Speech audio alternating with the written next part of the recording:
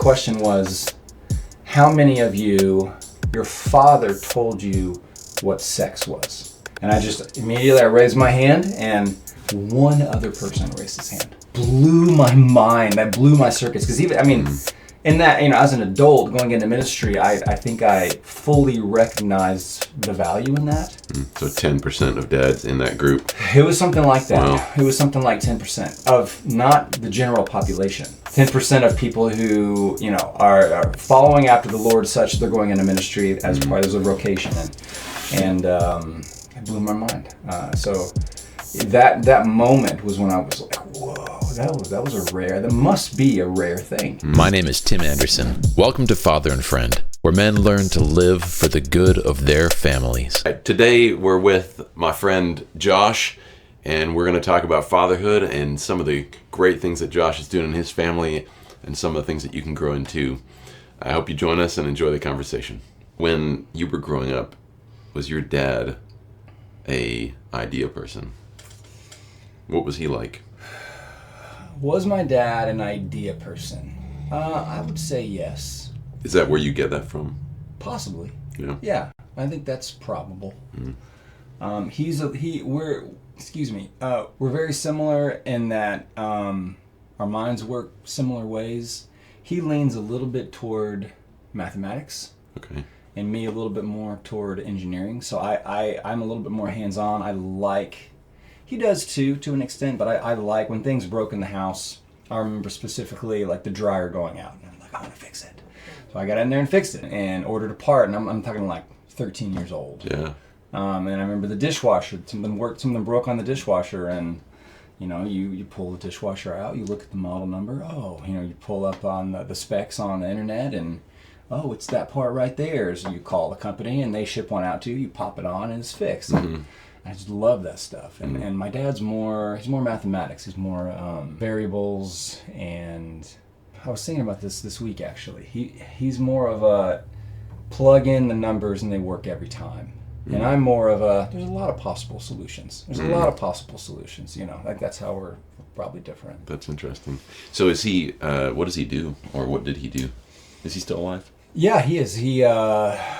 All growing up, he was a computer programmer. Okay.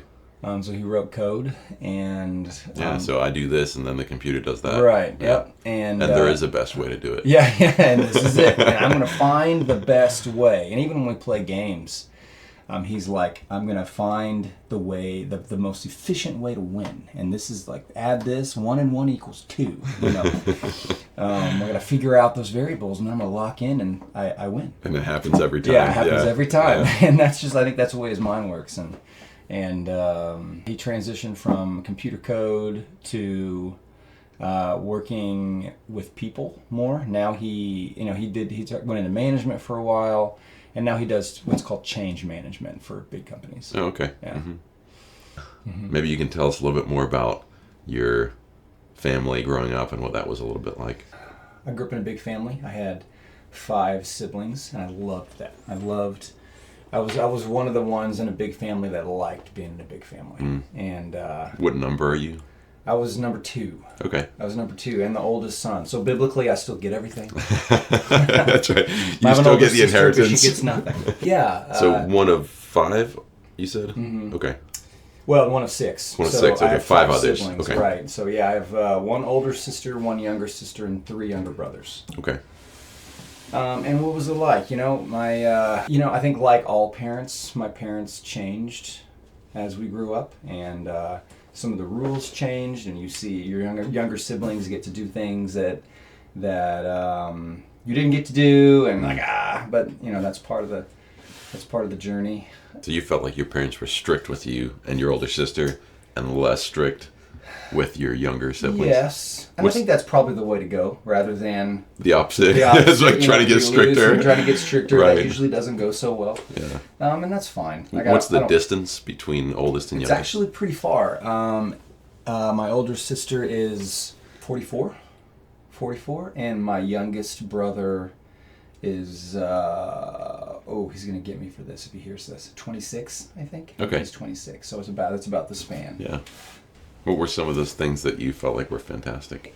Some of these things you don't realize until later. Like even if you have a horrible childhood and a toxic family of origin situation, that's your normal. And if you have a fantastic, you can the same kind of thing. You have just a fantastic upbringing and a healthy, functional family. That's your normal, and you don't realize.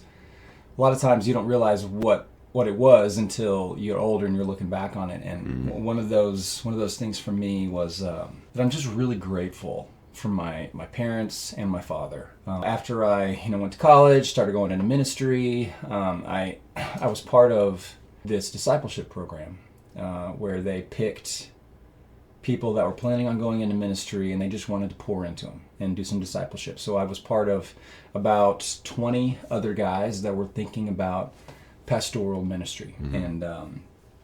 And we began to go through some training, and there was this one night when we went over to somebody's house. Was this here in Denton, or was it in Dallas? It was actually in Dallas. Okay. It was in Dallas. It was connected with Watermark Church. Okay.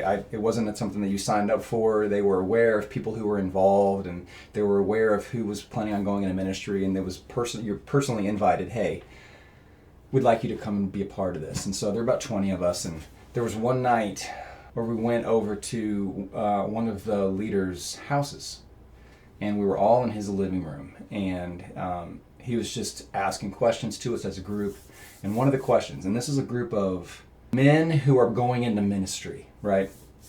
So I have my preconceived notions about backgrounds, and that was shattered in this moment. The question was, how many of you, your father told you what sex was?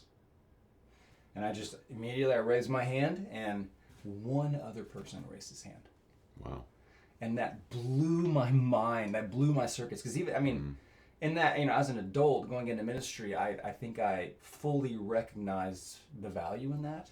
So 10% of dads in that group. It was something like that. Wow. It was something like 10% of not the general population. Right. 10% of people who, are following after the Lord such that they're going into ministry as part of a vocation. And it blew my mind.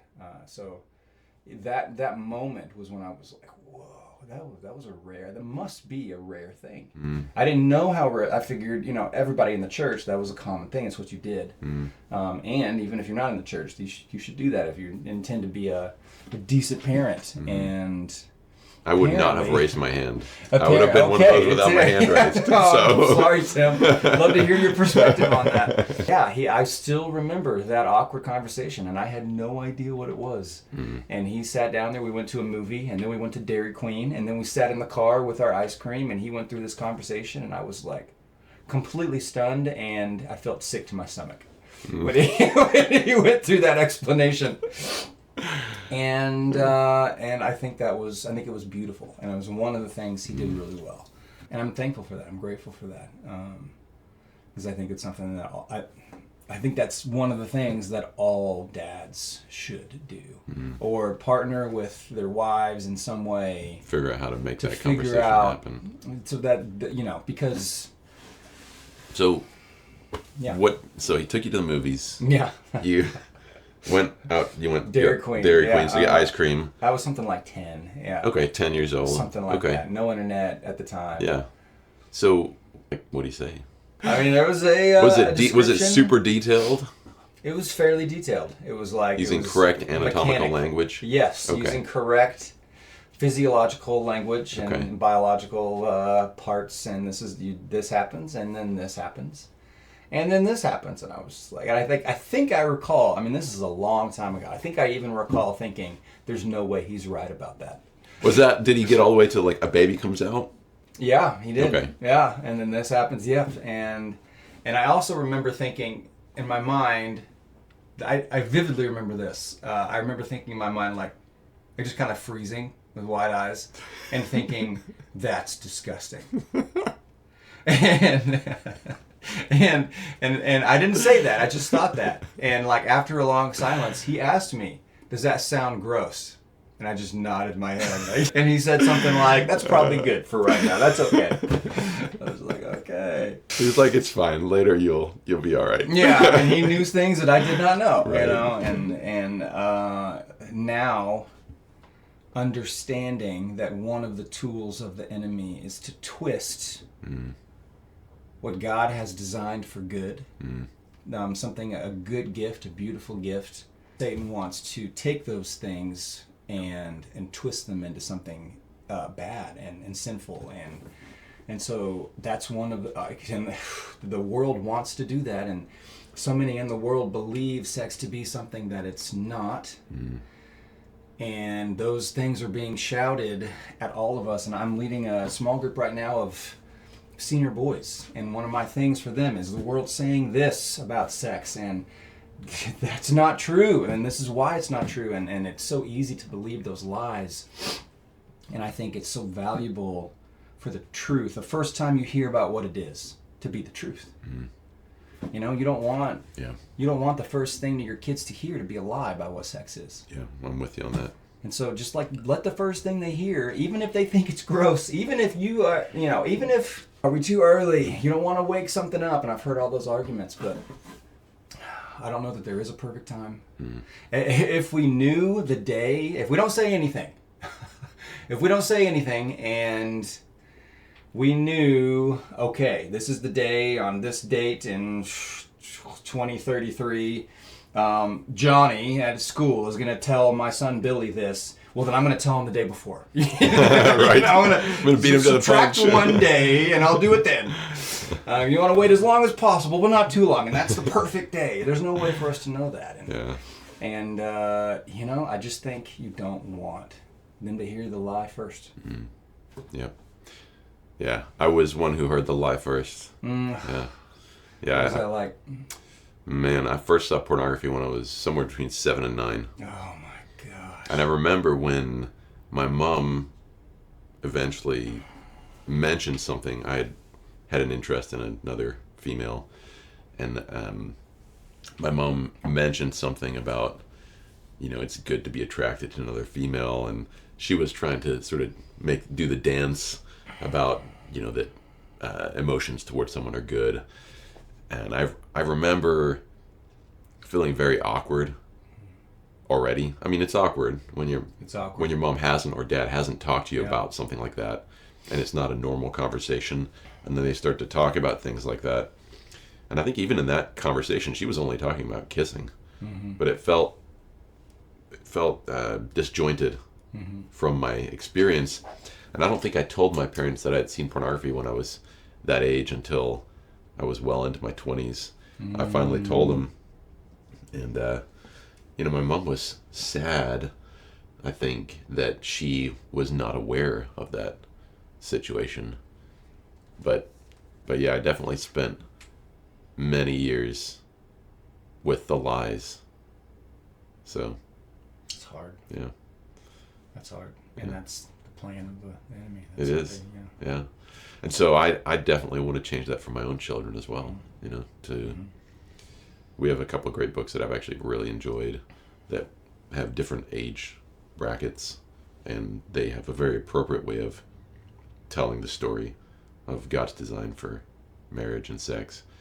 And I remember the first time I read, I don't know if it was the first book or the second book, because the first book is much broader and then the second book is much more explicit. And I don't remember if it was the first book or the second book, but I remember tearing up when I got to the page it was just so accurate. I read it and I thought, that's true. That's exactly what it is. And they did just a fantastic job of, in a single paragraph, saying what it was without trying to dodge anything or pretend you couldn't say those things or they had to be hidden or any of that kind of thing. So I remember tearing up when I read that for the first time. When you hear the truth, when someone reveals the truth to you, like there's something in us that goes, yes, that is what it is. So particularly if there's a lie that's been deep in your heart. That's right. Yeah. And you even wrestle with that, and the truth goes. Yeah. Yeah. Yep. There's a song that we sing at church sometimes, and it says, "My God will never deceive me." That's one of the lines in there. And I wouldn't have ever said that I thought God would deceive me.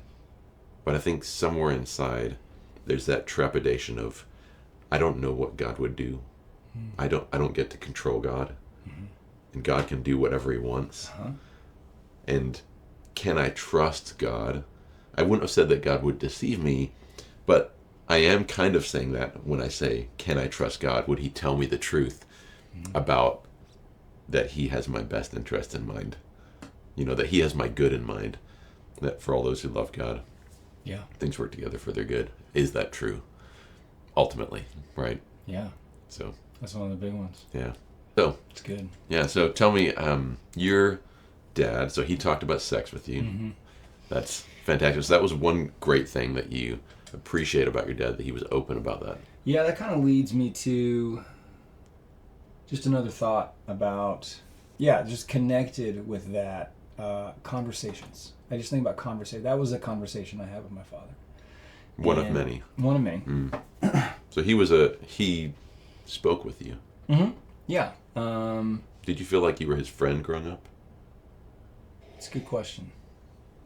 I would say no, but I don't think that's bad either. What do you feel like would have made the difference between you feeling connected to him and that feeling of he's a little bit far off from me? My father taking more of an interest in who I was and what I enjoyed. Does that come to the math and imagination? Or is, what would that have looked like for him to do that? Well, when I was about, 14, I really liked this one computer game. It's called Heroes of Might and Magic. And it's a computer game, and I loved it. I played it with my brothers. I played it with my cousin. Even my sisters got involved. And I played it with my friends and got friends who weren't into it. And we just loved this computer game. And one year came around to my birthday.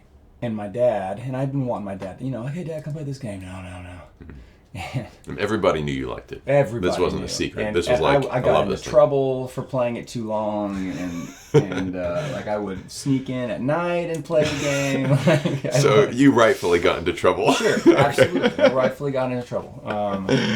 But I also knew my dad did not understand, and he didn't understand why I liked it. And I wanted my dad to want to understand me, and I wanted my dad to want to get to know me. And I wanted my dad to have fun with me. And so it came around to my birthday of the year in question. I think I was about 14.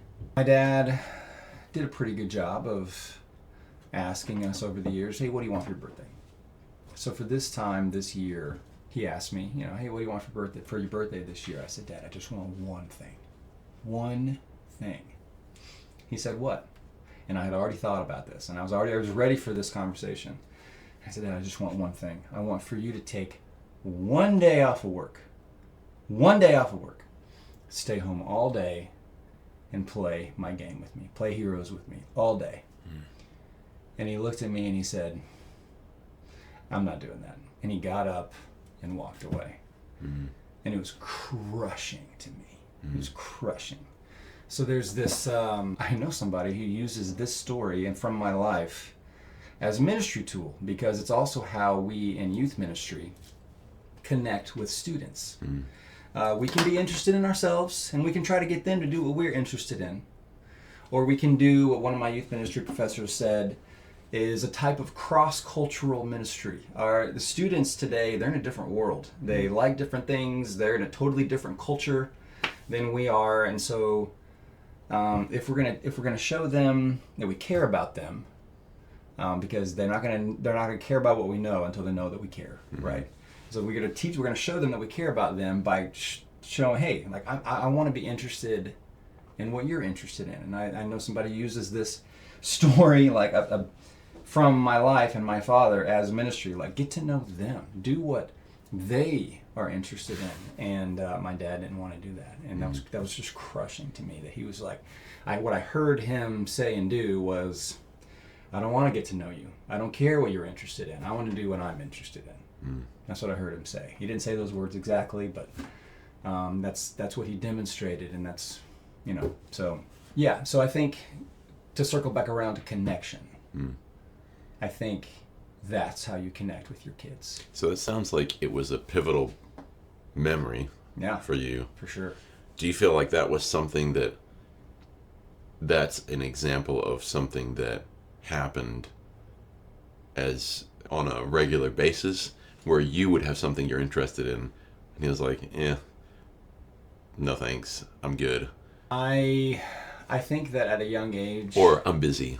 I've got responsibilities to do here that you don't understand. Yes. That sort of. I mean, the short answer is yes. Yeah. I think there were things that we did together that we were both interested in. But when it came to things that I was interested in, he was really good at saying no. And that's a hard thing. And so with my daughters, trying to connect with them, I think a lot of it is, oh my gosh, in my head thinking, I don't really want to do this. You know what though? But I love them. I'm going to do this anyway. And I think that's one of the best ways to connect is I'm going to do what you're interested in because I love you. And there's a connection point there. And I almost feel like it's one of those things where you kind of have a connection. It's easy to sever. It's not real easy to grow. You know, if you pour in that time, they don't always realize what you're even doing.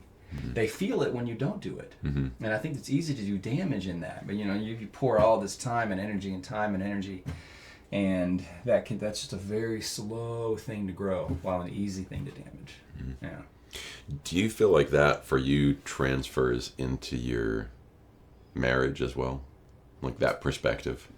Yeah, I do. I think that you would be willing to do something with your wife that you're like, yeah, I could take it or leave it, but I'll do it with you because I think absolutely you're interested. No, I think you're right on. Like, have you ever got a pedicure? I have gotten a pedicure a couple of times, and that's what she wanted to do. But I think it's a good point. I think that if you could find things that you're both interested in, it's awesome. But if you can't, and I don't know that it's really too strong to include Ephesians 5, and as husbands, we lay down our lives for our wives.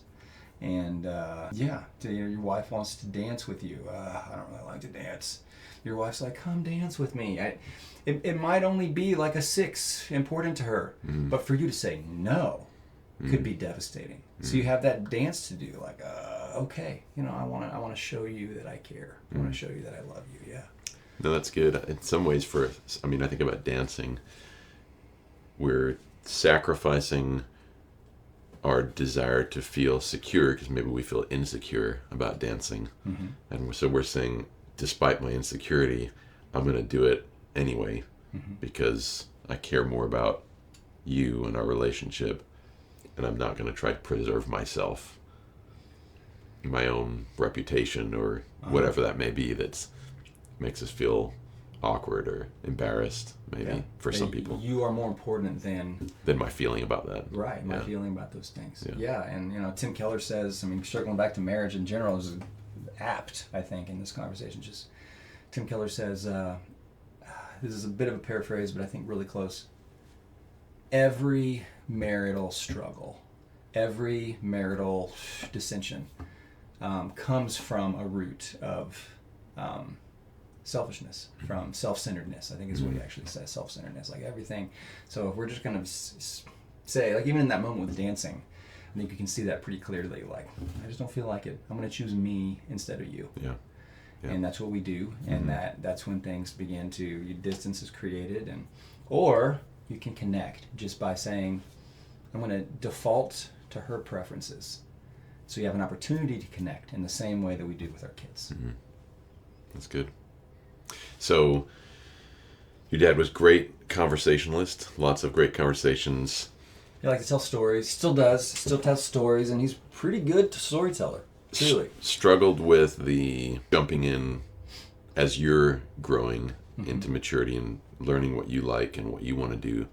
Struggled with the jumping on that. And I'd be curious what that felt like from his perspective, because now that we're dads ourselves, we can feel that pulling of, I have to go to work, I have this thing I've got to take care of, no, I can't play with the cars right now, I've got to go kick a tenant out, or I've got to, whatever it happens to be, I've got to show up on time somewhere, I have another responsibility. Yeah. So I can understand that sort of pulling, but then, as you mentioned, if I don't have that other responsibility, or do I always is the other responsibility always first? Is there ever a time where I say, you know what, even though I do have this responsibility, this one isn't actually the number one priority. My family is actually a higher priority, and this job over here supports my primary role as a father. So I wonder what he would think now, looking back and interpreting. Hearing his grown son run through that story. Have you ever asked him about that? No. Have you told him this story? No, I've thought about it. Better hurry up. I thought about it. Well, we've had a recent. The conversations. We've had some recent conversations about this topic, and I ventured into. Do you want to hear more about that? And his answer was, "Let me think about that." It's like, okay, and I'm to the point now where like, okay, this is where our relationship is, and that's hard. Yeah. Yeah. My dad passed away about 15 years ago. Okay. Yeah. So, what is it? 2024? Yeah, 14 years ago. And I remember when he was sick for 2 years, I asked him, in fact, that question, why didn't you ever talk to me about sex and pornography? Wow. And I told him, I said, yeah, it's something I've sort of dealt with for a long time. And he said to me, it just didn't cross my mind. Oh, man. That's a little bit better than punting. Yeah. You know that you should do it and you choose not to. Yeah, no, he said it just didn't cross his mind. And I wonder if that's because I think for him, his parents were distant. So I don't remember how old he was, but my dad got sent to a boarding school at one point in his youth. And his parents were quite strict. And so I think even they had that distance from him. So I think you father how you were fathered. Oftentimes it's hard to escape what you know most intimately about fatherhood, and the only father you can ever really know is, in this at least human father, is the one you grew up with or didn't grow up with. So I can understand if that wasn't even in your paradigm of what a role for a father is. Like, that's out here somewhere. That's true. Yeah. You don't even think about bringing stuff like that up. That's true. Yeah, I think that's fair. Yeah, and when we're talking about the sex conversation, I think my mom was fantastic. My mom was a great mom, but there's also another moment, like with a topic like sex, especially in the 80s and 90s. At least in my family, it becomes this thing you don't talk about when you're in public. And when you're kids, you don't really know that. You don't really know. You're not supposed to talk about things, and you don't know what is taboo and what is not.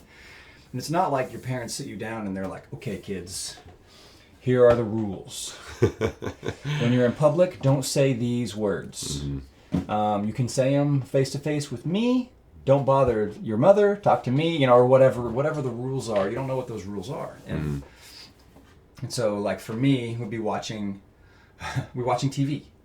And that TV sitcom or whatever would, like, breach a topic. Maybe it was sex in some area. And impossible to miss. Your two parents, like, stiffen. And you're like, huh, that was weird. And you just start kind of, like, they're watching again. And, like, you can kind of see them stiffen. Like, the next time it comes around, you're like, you kind of watch them, like, yep. Okay, so that's one of the topics. They don't want to talk about that. And there was one time, I was in our minivan, and I think I was in the front seat. My mom was driving, and my dad wasn't there, and I think my sister and my older sister, younger sister were in the back. And I just had no idea. I didn't know this was a taboo one. I didn't know this was a no-no topic. I had no idea what it was. I don't even know where I heard the word, but I just asked my mom. It's like, hey, Mom, like we're like driving down the road. And I'm like, hey, Mom, what's rape?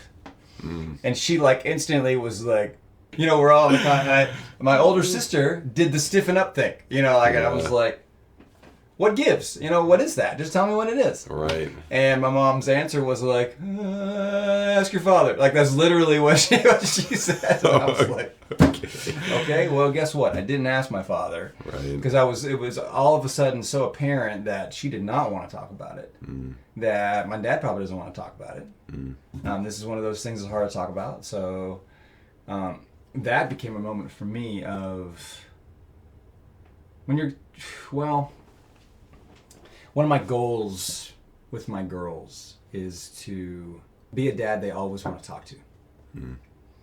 Through high school, through beyond that, they have something that happens that they want to tell me, or at the very least, they're not afraid to talk to me. They're never going to hesitate to come. They know they can talk to me about anything. That's one of my goals. A couple of the movies they like to watch right now are Little Mermaid and what's the other one? Aladdin. Little Mermaid and Aladdin. And in both of those movies, it's also funny, when we don't watch a lot of TV, we don't watch those movies often. And so when we're in the car, especially my 3-year-old, she'll be like, tell me the story of Aladdin. And I'll be like, all right. I have told the story of she actually says, tell me the story of Jasmine. And she's probably said that a dozen times in the last month. A dozen times, maybe more. Just like, tell me the story, tell us the story of Jasmine. So I change how I'm saying it, change the different perspectives. I'm going to tell it from Jasmine's perspective. And I'm going to tell it from, let's go through the story, and I was just like, well, there was a mean guy named Jafar, and he just wanted to take things from people, and he was just mean, and he didn't have any friends except for a bird,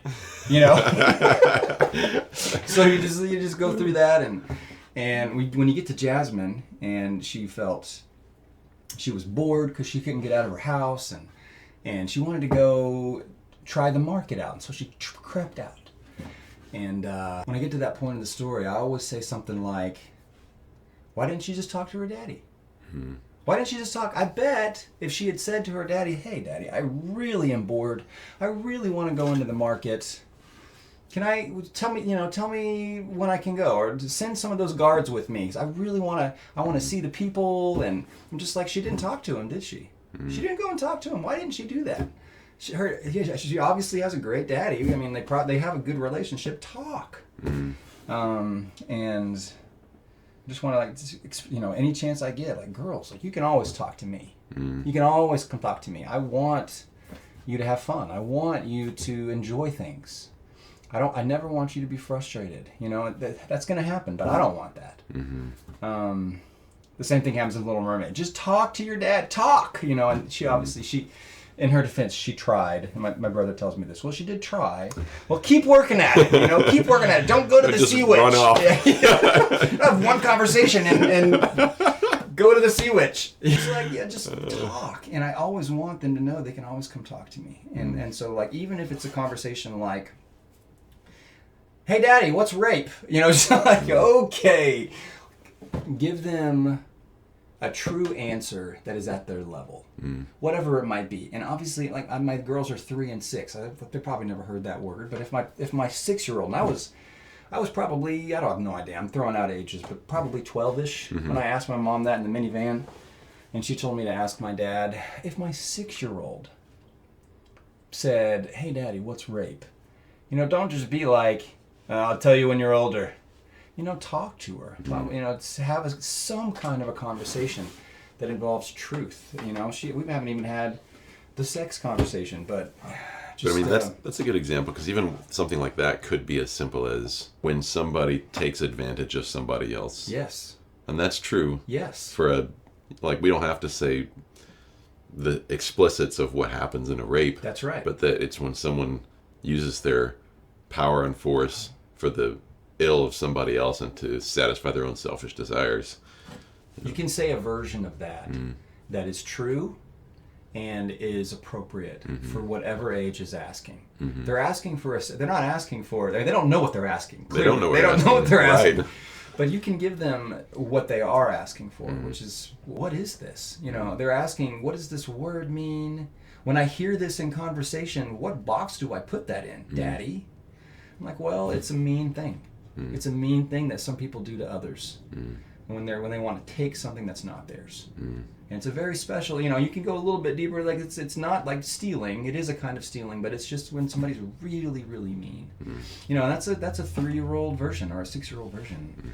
I think that you can always, that's a hard one, but I think you can always give some appropriate, truthful answer. And just to not say, go ask your father, or go, And I think my mom probably meant good in that, but I think that when you tell your kids, I don't want to answer that. I don't want to talk to you about that. You might be pushing over a domino that has effects down the road that I do not want. We can talk about anything. At any time, we can talk about it. No, that's good. When we were on our trip recently, we took a road trip. My 3-year-old started asking about, we had a stillborn child about 8 years ago. And he was asking about what happened to him. One of your children? Yeah, my 3-year-old was asking. Well, he's 4 now. My 4-year-old was asking me about what happened to Moses. This is hard. And so he's heard this story before, but it's still one of those things. You tell it, and what does it mean to have a cord accident? What does it mean? Like you end up saying words that he doesn't know those words either. So I'm defining something with words that he doesn't know what they mean.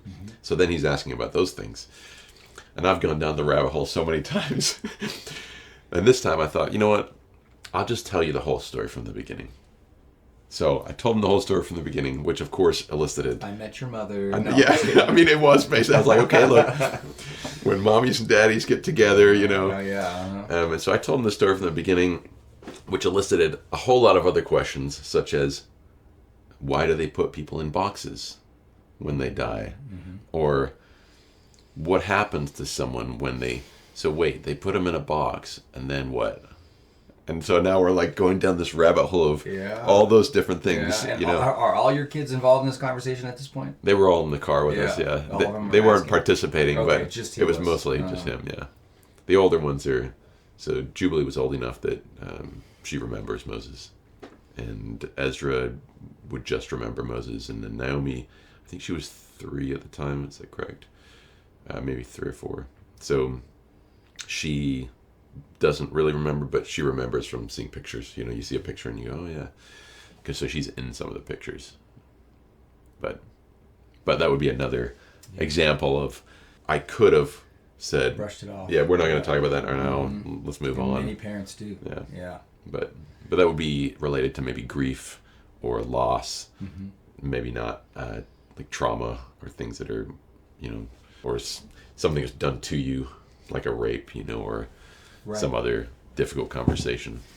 Yeah, I think that if you are serious about connecting with your kids and them trusting you and not having a barrier between you that grows as you get older, I think that is a critical thing. Not is just when they want to talk to you, talk to them.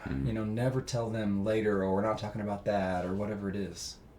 I think that's just you're doing something that is going to have consequences later.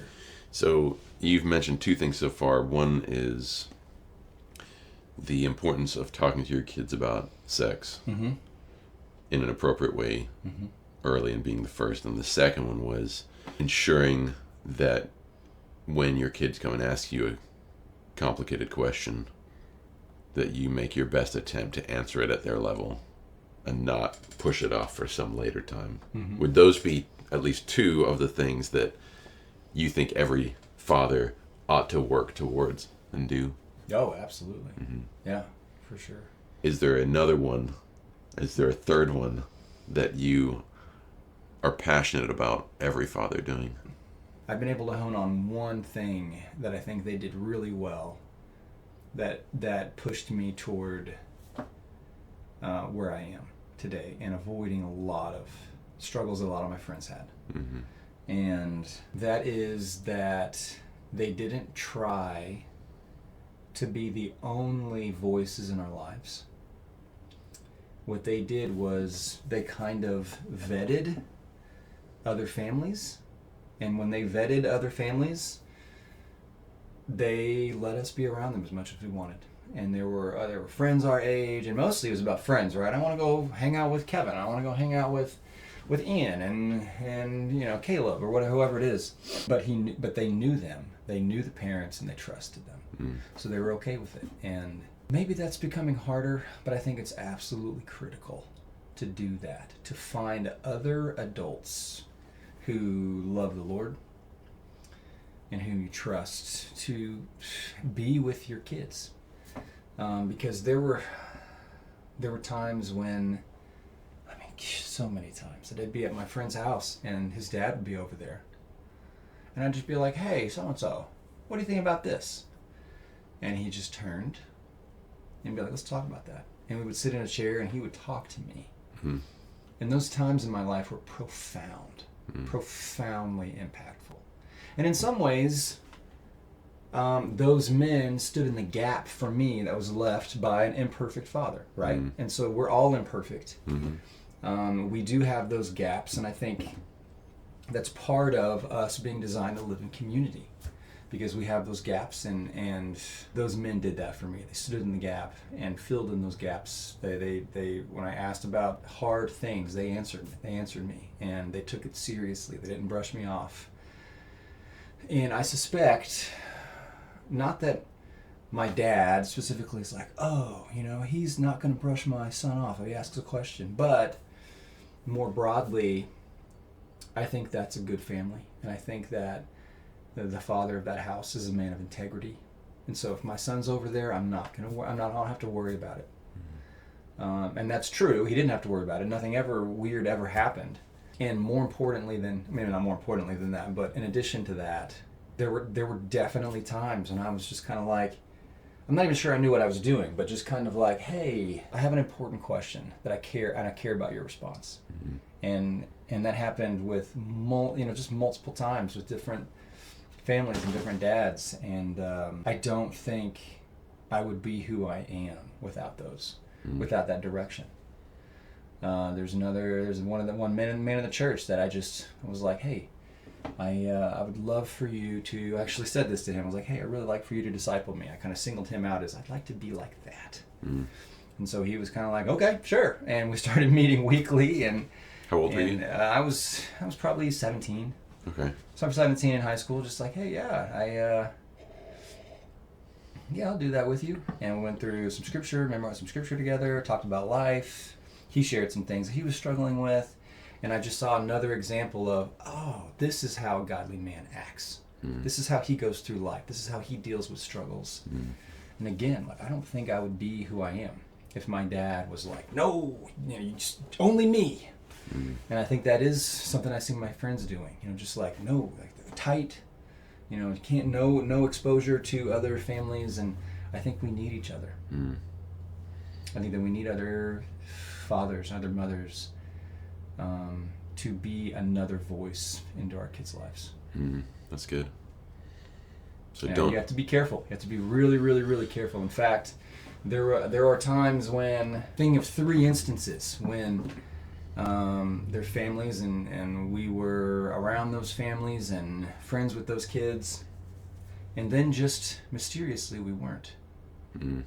And our families didn't see each other anymore. And then as years go by, you look back and you're like, Dad, why do we stop hanging out with them? And it's because the father made a decision to now this might be controversial, like when your friends make a really, really, really bad decision, decide to turn away from their marriage, decide to whatever it is, a really bad decision.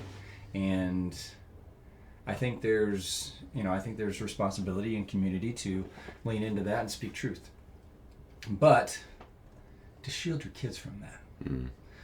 And I think that it was good and right and true for my parents to pull back and say, you're not going over there anymore. And I to this day, I'm thankful for that. When you're young and when you're impressionable, to not normalize sin. And to continually show your kids that's a godly family and marriage. That's a godly family and marriage. And they did that. They did that well.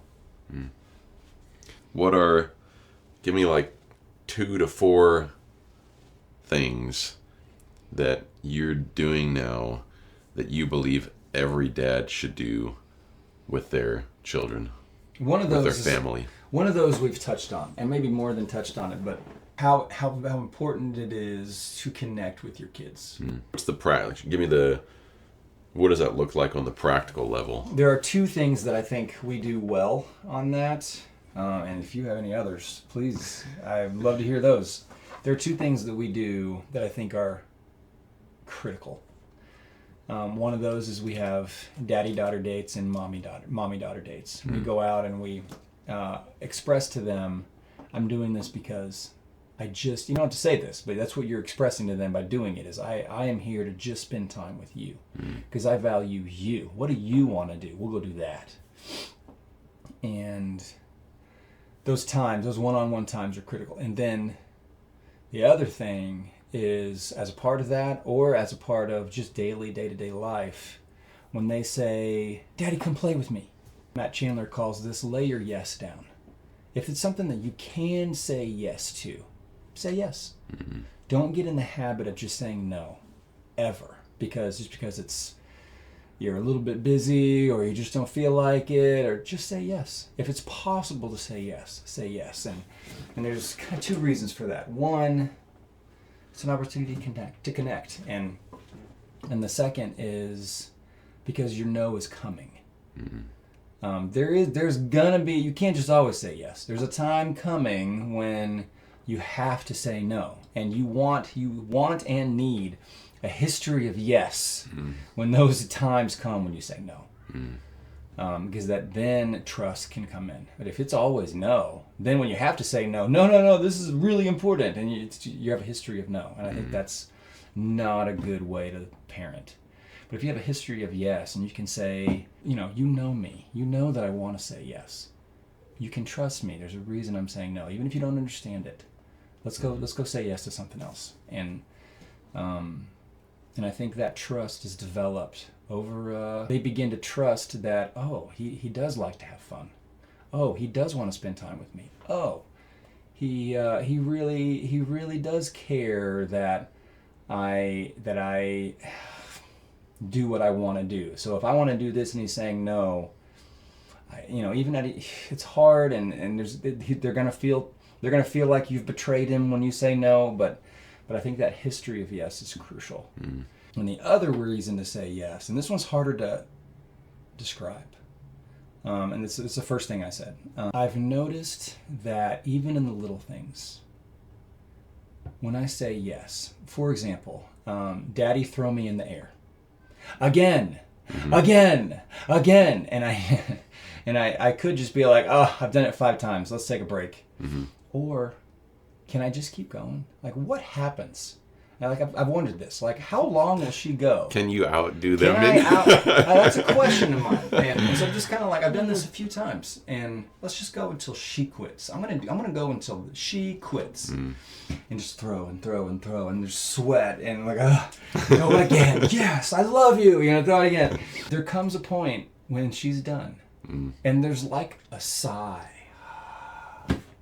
There's like a peace and a rest that settles in that moment every single time that I do it. And it feels profound. I'm like, whoa. And she's like at peace with herself, and she goes on and does something else. And it's like, what just happened? And there's times, like there's this one moment when she was at, we were at Home Depot, Lowe's, and I needed to pick up a couple things, and this is Nova, and she's like 2 years old at the time. And she's in the buggy, and she probably shouldn't be standing up, but I let her stand up, and we're pushing her down the aisles. And she's like up, and we've just come off of space where I'm like, she feels at rest here. She feels at peace with me. She feels loved by me. We're in a place right in this moment where she's at peace and rest with who she is because of where we are. And she was just standing up, and she was like, hi, how are you doing? Hi. And she was like waving at everybody, how are you having a good day? Like 2 years old. Yeah. Just like, wow. And I think that somehow she felt a sense of security. Yes. Yeah. And when I say no, even when I feel like I have a really good reason, when I say no, I gotta go do a little bit of work right now, there's that sense of security is like threatened in some intangible way. She's like, oh, and there's like, it's really hard to describe, but when you say yes and you just go and go and go, there is a real, I cannot speak to all situations, but with my kids, there's a peace and a rest that settles over them. That's profound. Yeah, that's really neat. I love that. I definitely have fallen into the saying no. And I think I was just thinking about how I usually respond in those situations when it's, Daddy, come do this, Daddy, come do that.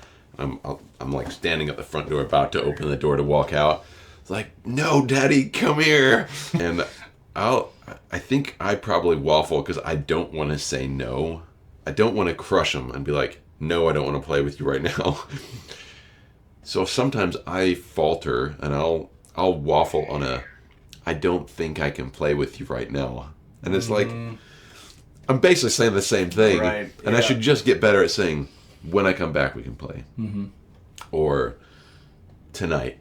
Yes, we can play. That's right. But, yes. But not yet. That's right. Yeah. I need the yes later. Yes, or later, yes tonight. Or yes tomorrow. Or yes when I come back. Or I have to do this. I wish I could stay with you. I don't want to go do this. Right. I want to play with you. So let's play. Let me go do this, come back, and then we'll play. Yeah. And I think sometimes I also fall into I say no, but it could have been a yes. Like I'm going to Home Depot, and in my mind, I've got the plan about what I'm going to go do. And I've already planned I'm going to go to Home Depot, I'm going to come back, I'm going to get my stuff ready, then I'm going to do the project, then I'm going to be finished. And as I'm walking out the door, someone says, Daddy, can I come with you? And my brain starts to like go, I'm like, I don't know what's happening.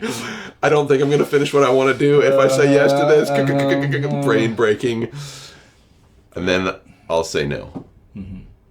And I've a number of times I've driven off thinking to myself, why did I say no? Well, why didn't I just say yeah? This would have been an opportunity for them to come with me. What's the big deal? So they come with me, walk around the store. And I think I'm afraid to be distracted. I'm afraid to lose my train of thought, to like be derailed from my plans. And yet, being a father is my track. You know what I mean? Yeah. It's like I'm saying no to the obvious path right in front of me to say yes to being a father. In a perfect scenario, to go, yeah, come with me. I'm going to go to the store and buy something. And you can see how that works. And this is what Daddy does when he walks out the door and disappears. He doesn't just vanish into thin air and then come back. Yes. So that's really good advice. I think those are great things to remember. Yeah, and there is the connection piece for sure, and that's what we're talking about. There's also teaching them about what you're doing, because whatever it is you're doing, if you're fixing something on the house, like hey, you can normalize that for them. Like when you get your own house, you can do this too. Or I was reading, just recommend the book Family Discipleship by Matt Chandler and Adam Griffin, and one of the things they say, like even when if you're doing ministry, critical that you bring your kids along so they're seeing what you're doing. If you're gonna take cookies to your neighbor or walk your neighbor's dog or take your neighbor's trash out, take them. Do you need their help? No. Would it be really great for you to say to them like, hey, we're gonna go help the neighbor? Yes. Just valuable for them to just like, oh, this is part of normal life. This is when I not only when I'm an adult, but certainly when I'm an adult, but even now, this is part of our life as a family. We do these things. That's excellent. Awesome. Anything else that you would like to add? Yes, I would say. This is another item that fathers should do. Yes. Okay. Just so I would, it's the critical nature of self-control and discipline. And I've made up my own definitions of these words, and I call self-control when you don't do something that you want to do. And discipline is when you do something you don't want to do. Okay. So self-control is discipline, getting up in the morning early. You're doing something you don't want to do. So self-control is saying no. And discipline is saying yes to things you know are good. Right. Okay. This came, and those two ideas, I heard Matt Chandler give a sermon long time ago about life out of death. And he was talking about like when you go to Six Flags and you see a family there, and you just see them and they're having fun and you're like, what in the world? They just seem like a functional family. The kids seem like they're having fun with one another. The mom and the dad are somehow enjoying each other's company, and it's like, what? How did they do that? And when you see that, what you're seeing is life out of death. You're seeing, from both the parents, but certainly the father, you're seeing a man who has said no time and time again to things that he wanted. And so it's a death to self, and there's a life out of that. And there's one day when I've thought about that over the years, and I don't think I really fully understood what that meant until one day I was headed off in the middle of nowhere for my brother's bachelor party weekend, where we ended up. Well, I was towing a trailer full of trash because we were going to build sailboats. That's what we were going to do. A bunch of guys went camping, and we were going to build two sailboats. Out of garbage? Out of garbage. Wow. And, impressive. And have a pirate race. We're going to sink each other and have a race with That's sails. awesome. And I actually got sails from Brian, and so we did this. And I was hauling trash, and I was in the middle of nowhere. I actually took a wrong turn, and I was just like in the middle of Midland, West Texas. And there was nothing out there. It was like long, cornfields and long highways, and I didn't know where I was. It's like, luckily I had my phone, trying to I took another wrong turn. I go this way, okay. It looks like I'm going 10 minutes out of the way, okay, whatever. And I turned the corner, and there's this little cottage, and I stared at it as I'm passing it, and it was probably not worth much at all, but it was beautiful. It was undeniably beautiful. This little, in the middle of nowhere, probably not worth that much at all. Just a beautiful cottage. And the grass was well landscaped. There was a pond with a chair in front of the pond, and it looked like a handmade pier that went out over the water with a handmade ladder going down in the water. First, if you wanted to jump in and swim, you could get out. And I was looking at it, and I just saw, it was like I was looking at peace. I was like, oh my goodness. You just kind of feel a yearning and a draw. Like, I'd love to go and sit on that lawn chair. I would love that. Get my Bible out. Like, oh my goodness. That is like the perfect picture of a peaceful, serene place I want to be. Man, I want to live there. And in that moment, I realized something. As I'm looking at that, I am looking at somebody's hard work. And I think when I've seen things like that before, I've just thought, oh, I'd love to have that, without really appreciating that took somebody lots and lots of hours. That took somebody's discipline and self-control to do all of that. And I thought about my family. In our families who are, if we're married, if we have kids, I believe that when we as men choose self-control and discipline, it breathes life into our family every time. And when we choose instead to reject self-control and discipline and choose to indulge in some way, selfishly, our families suffer. Our families suffer. Maybe that's addiction. Man, we talk about addiction. Maybe that's some other way that you just choose to be selfish. Your family pays for that. But instead, even just something as simple as clean the house, mow the lawn, just the more that you sow self-control and discipline into your home, I think that is going to reap life in your family. That's good. You mentioned addiction as an item, and I think, and you kind of touched on it a little bit, but that is the idea that when we choose ourselves, I think when we initially do that, we don't see the consequences. We think it's just me. What does it matter to anybody else?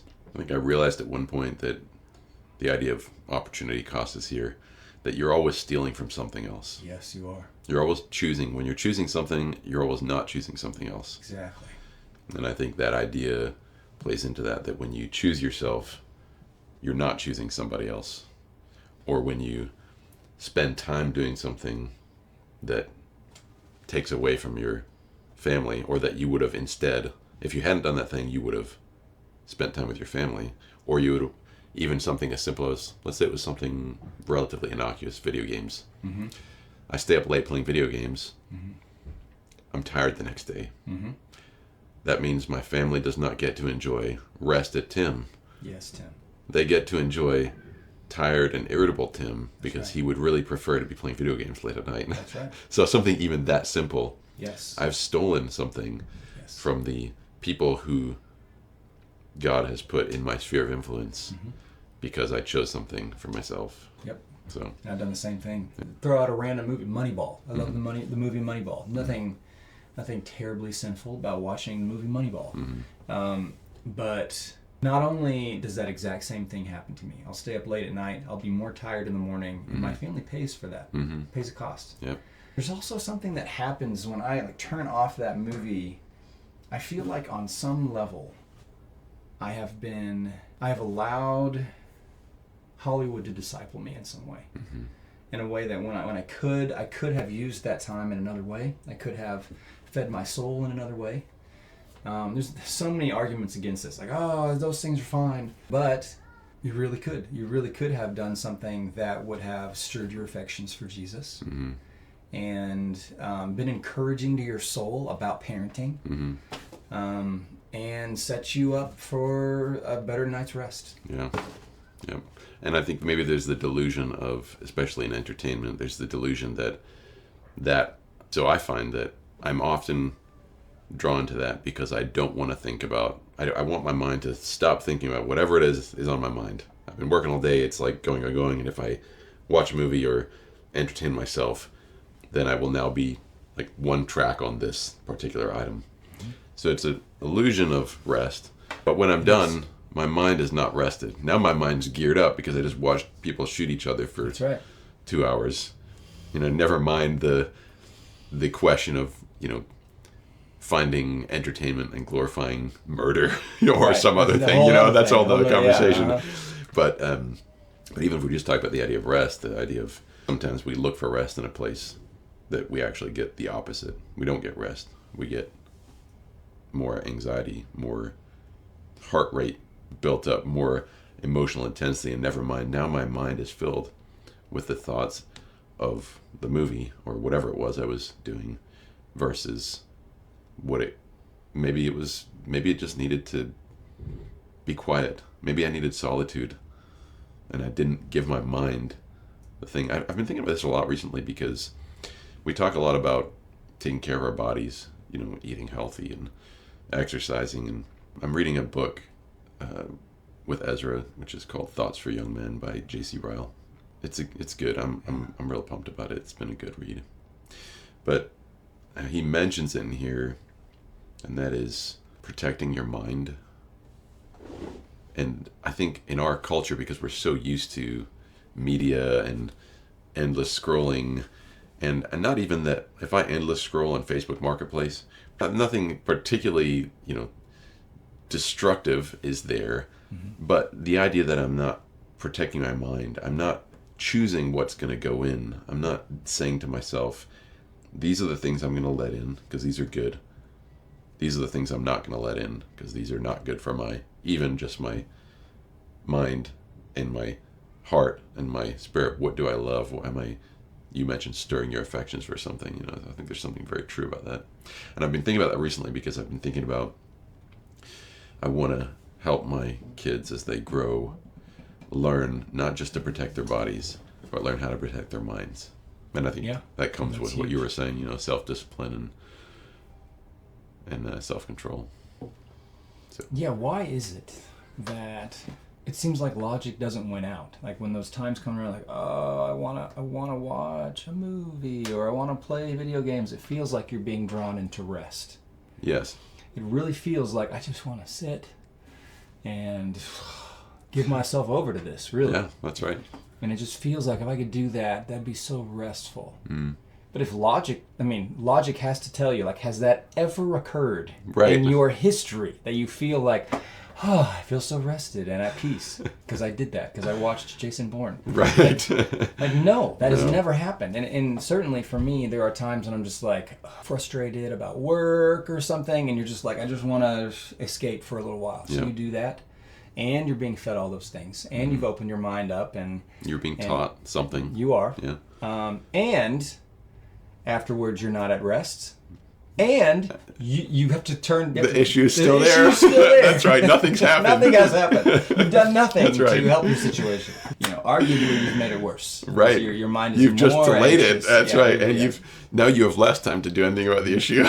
You have to finish that project by tomorrow, and instead of doing the project, you waited 2 hours. Now you have less time to do it. Yeah. That's right.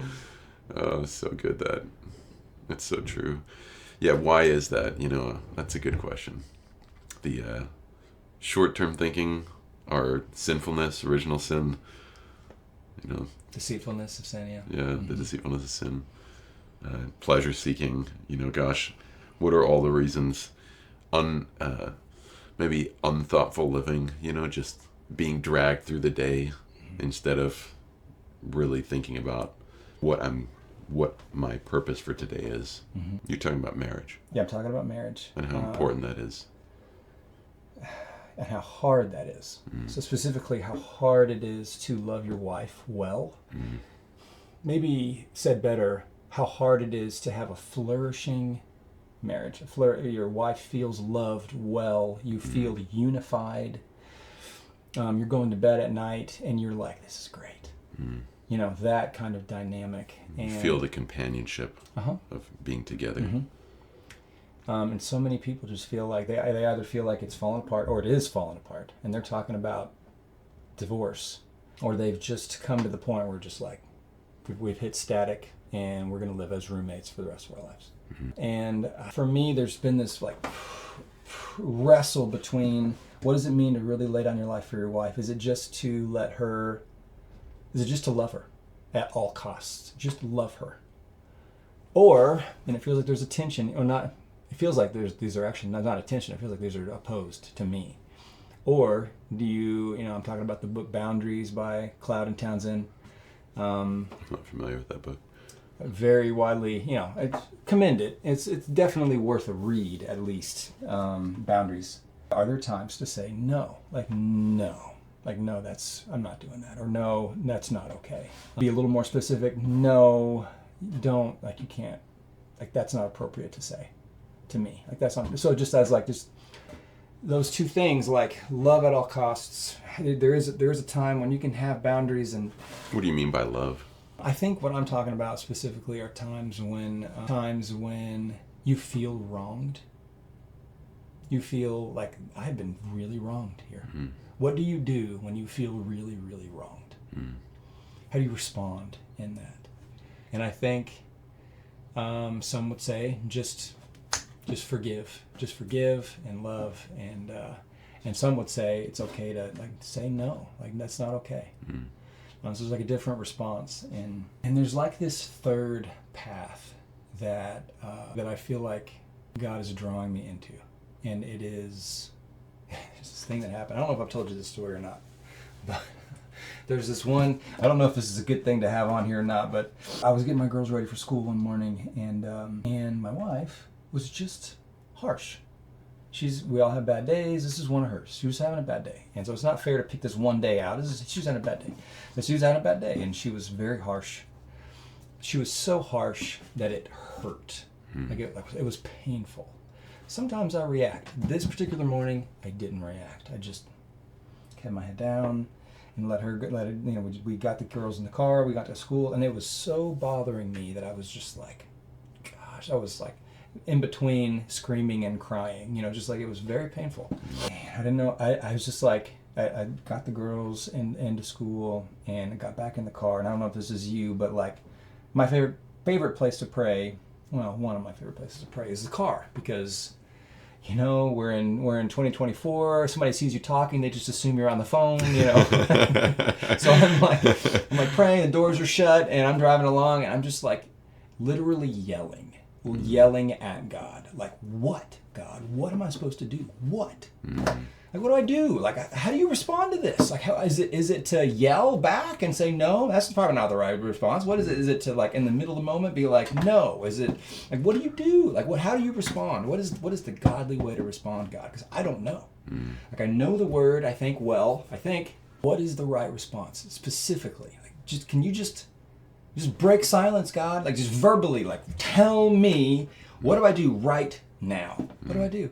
And I had this, and this probably went on for 15 minutes. And I decided to go to Starbucks, and I want to get my drink, and like I'm in line still, like verbally, not just, what do I do, God? Like I'm like yelling. And and I get up to the line, I'm just like, I'm more at this point like just mad at God at his lack of, like, why isn't this easier? Can you just talk to me? Because I know you have an answer.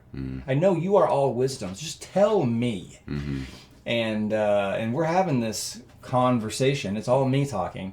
And I roll the window down, order my drink, pull the window back up because I'm about to start yelling again. And I do, and we're driving forward, and we get to the line. We get to the front. And she's like, "Here you go," and I take it. She turns away. And I'm like, Of course, right now she'd give me the wrong drink. And I hand it back to her, and I'm like, "This isn't my drink." And she's like, "Oh, I'm so sorry. I can't take that back. So just keep that." And I'm like, "Fine." And she brings me my exact drink, and I put it there, and I drive home. And I'm still, like, at this point, I just feel kind of spent. I don't know if you've ever been like this mad, or just like I don't know what the adjective is, but Emotionally drained. I was emotionally drained. And went home. My wife's at home. She's in her work day. And I just get this like weird prompting, give her that other drink. And instantly I'm like, she's gonna feel like I'm the one who did something wrong. She's gonna feel like I'm apologizing to her. Like, I can't do that. And so I did. I took it, and I didn't say a word. I just was like, I don't want to do this, God. I don't want to do this, God. And I took it upstairs, and I had my drink in my one hand. I had her drink in my other hand. And she just turned and saw it, and she like melted. And I think she anticipated that I was going to be really, really angry about her actions. She turned, and she just kind of like melted, and she was like, "You got me a drink?"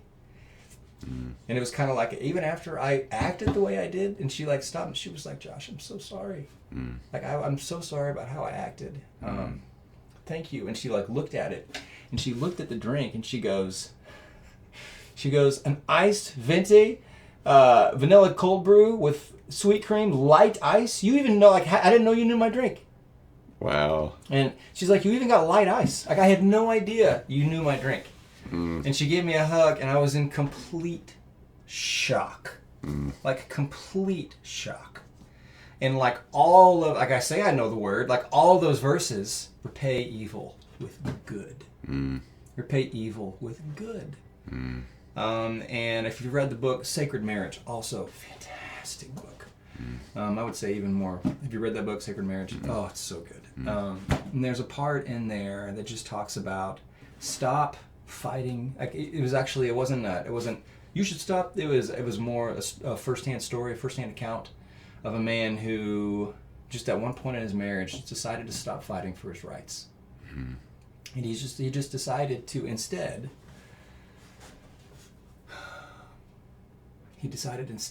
to turn toward his wife and try to understand her. Stop fighting to be understood. Give up those rights. Give up the right to, like, how dare you? Or maybe that's fair, but to stop doing that. And to try to understand, and to try to understand what your wife is burdened by. And when I read this, I was just like, whoa. And when you begin to just try to draw out the burdens of your wife by how you talk to her, try to draw those out. What does she really feel burdened by? And when you're able to draw those out, help her to bear those burdens. And this account of this man who said this was just like, when he finally started to do that, he and his wife started to be able to, they started on this path of what he described as, finally they had a healthy marriage, a healthy relationship. And I think the world would say, that's not healthy. That's not healthy. You can't do that. Like, you should, like, this is, but that's what I feel the Lord calling me into, to truly respond, and not just your wife, but yes, your wife. Like, if you feel you've been wronged, I'll fight for your rights. You don't have to fight for your rights. Repay evil with good. Lay down your life for her, as you know my word says. And that's what I feel called into. there's something like I did look it up. It's something like 163,000 different Starbucks drink options, like different possible drink combinations. Wow. And it was exactly like that.